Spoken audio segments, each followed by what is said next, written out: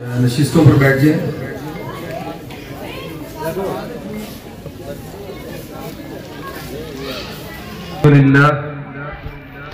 الحمد لله نحمده ونستعينه ونستغفره ونعوذ بالله من شرور أنفسنا ومن سيئات أعمالنا من يهده الله فلا مضل له ومن يضلل فلا هادي له ونشهد أن لا إله إلا الله وحده لا شريك له ونشهد أن محمدا عبده ورسوله يا أيها الذين آمنوا اتقوا الله حق تقاته ولا تموتن إلا وأنتم مسلمون يا أيها الناس اتقوا ربكم الذي خلقكم من نفس واحدة وخلق منها زوجها وبث منهما رجالا كثيرا ونساء واتقوا الله الذي تساءلون به والأرحام إن الله كان عليكم رقيبا يا أيها الذين آمنوا اتقوا الله وقولوا قولا سديدا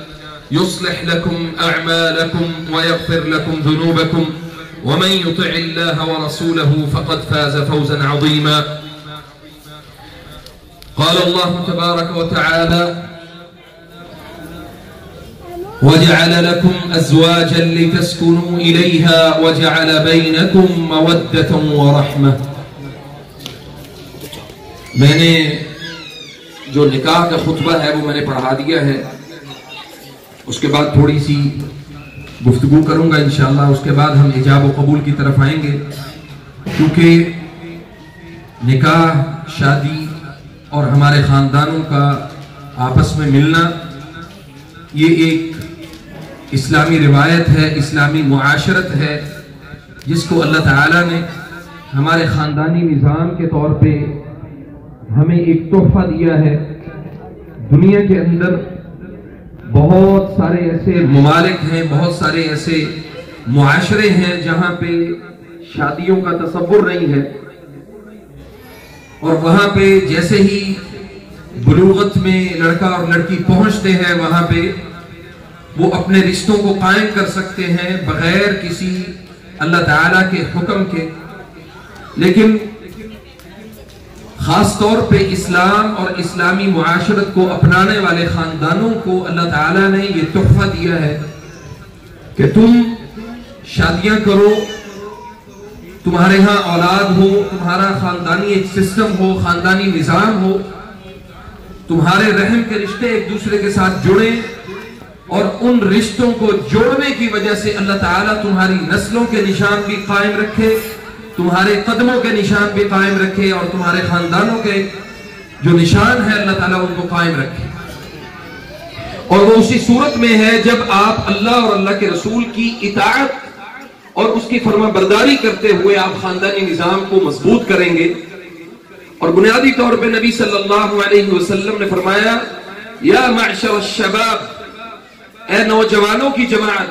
بڑا بوڑھے لوگوں کو نہیں کہا یا بچوں کو نہیں کہا، یا معشر الشباب، نوجوانوں کی جماعت. منکم الباء فلیتزوج، تمہارے پاس استطاعت ہے تو تم شادی کرو، اور جو استطاعت نہیں رکھتا وہ روزہ رکھے.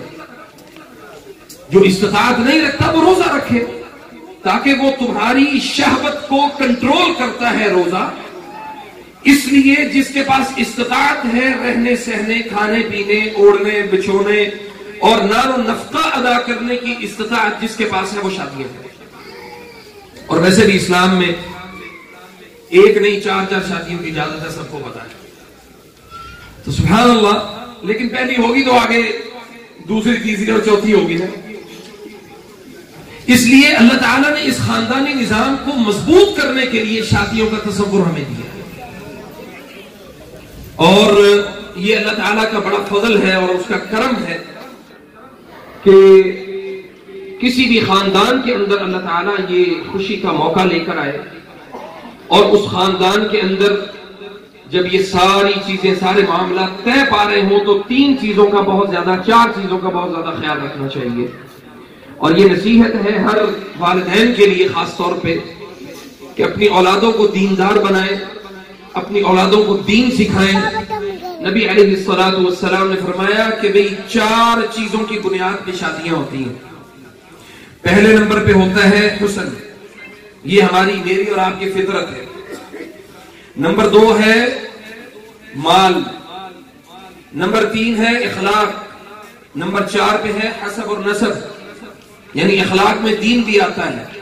اور فرمایا کہ تمہاری ناک خاک آلود ہو اگر تم دینداری کو پریفرنس نہ دو، اس کو اہمیت نہ دو. اگر دینداری کو پریفر کرو گے تو تمہارے خاندان زیادہ مزید مضبوط ہوں گے، زیادہ ان کے اندر اللہ کا خوف اور اللہ کا ڈر پیدا ہوگا. اور جس کے دل میں اللہ کا ڈر ہوگا وہ اپنی بیوی، اپنے اہل، اپنی خاندان، اپنے بچوں کے معاملے میں اللہ کا خوف کر کے ان کی خدمت اور اس کا تعین کرے گا کہ مجھے اللہ کو جواب دینا ہے.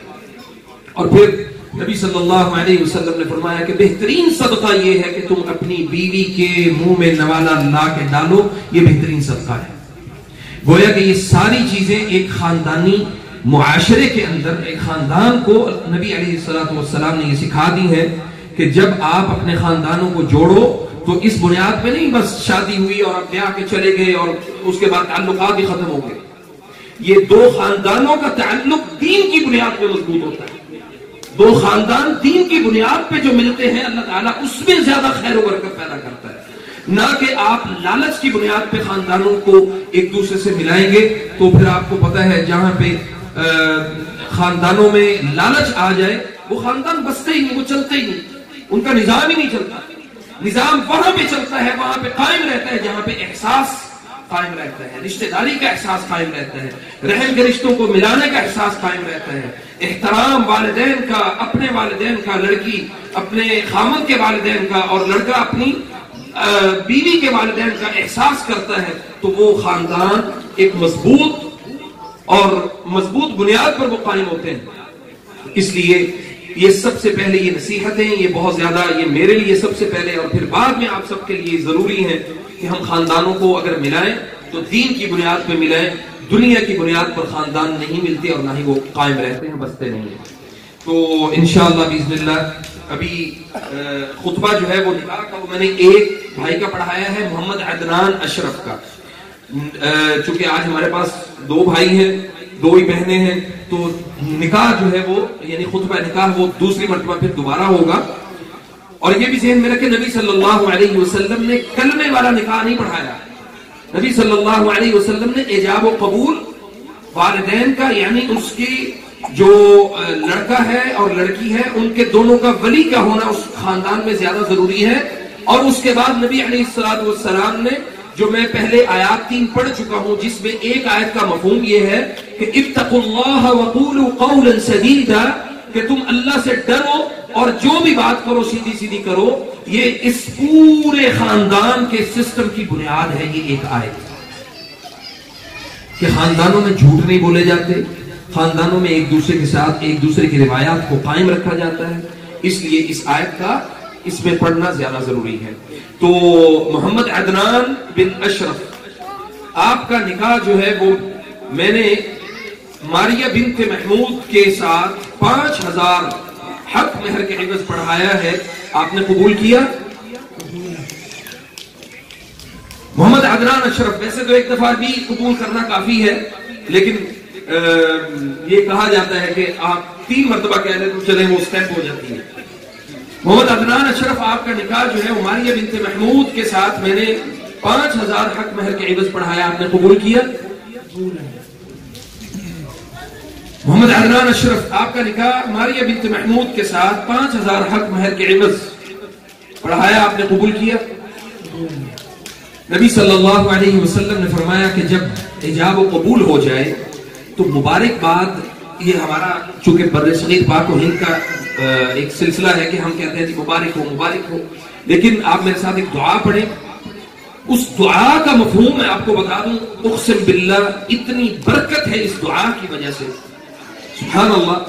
نبی صلی اللہ علیہ وسلم یہ ایجاب و قبول کے بعد دعا کیا کرتے تھے. وہ دعا کیا تھی کہ بارک اللہ لکا، آپ پڑھیں سب، بارک اللہ لکا وبارک علیک وجمع بینکما فی خیر، کہ اللہ تعالیٰ آپ دونوں کو برکتوں سے نوازے اور آپ دونوں کو خیر پر جمع کرے اور اللہ تعالیٰ آپ دونوں کے لیے برکتوں والی زندگی کا آغاز آج کے بعد سے کریں.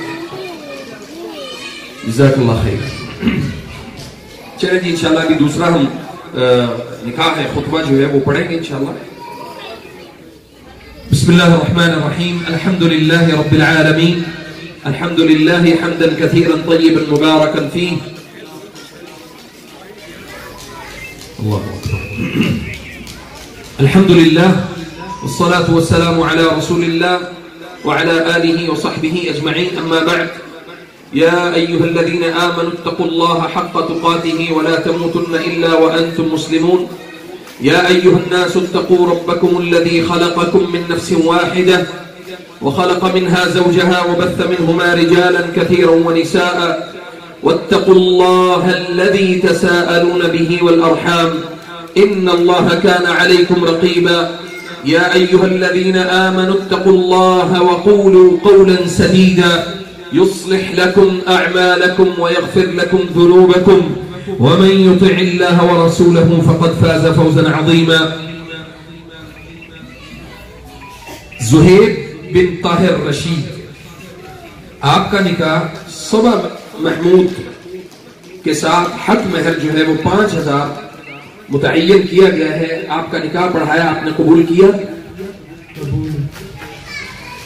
زہیب بن طاہر رشید آپ کا نکاح صبا بنت محمود کے ساتھ 5000 حق مہر کے عوض آپ کا نکاح کیا. آپ نے نکاح قبول کیا. زہیب بن طاہر رشید آپ کا نکاح صبا بنت محمود کے ساتھ 5000 حق مہر کے عوض آپ کا نکاح پڑھایا گیا ہے. آپ نے قبول کیا. ما شاء الله تبارك الله. بارك الله لك وبارك عليك وجمع بين